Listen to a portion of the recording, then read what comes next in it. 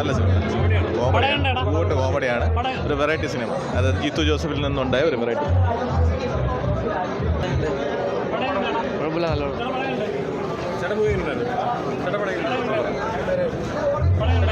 ഗംഭീരമായിട്ട് നല്ല പടം നല്ല കോമഡി, നല്ല കോമഡിയാണ്.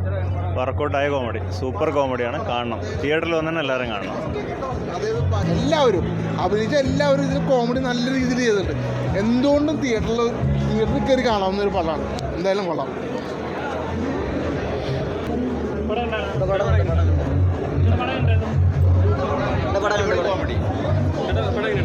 പടം ഹിറ്റാണ്. അടിപൊളി കോമഡി അടിപൊളി സൂപ്പർ.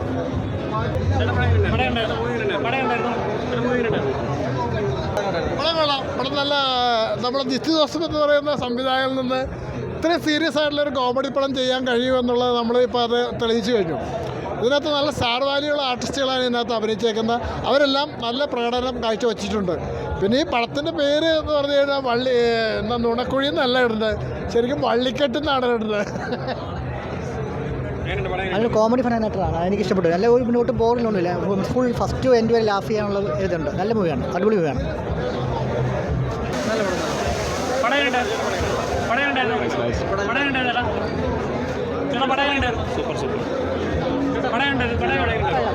ചിരിക്കാണ്ട് കുറേ ചിരിക്കാണ്ട്. കോമഡി ഒരു ടൈം വരെ മിസ് ചെയ്യാൻ അടിപൊളിയാണ്.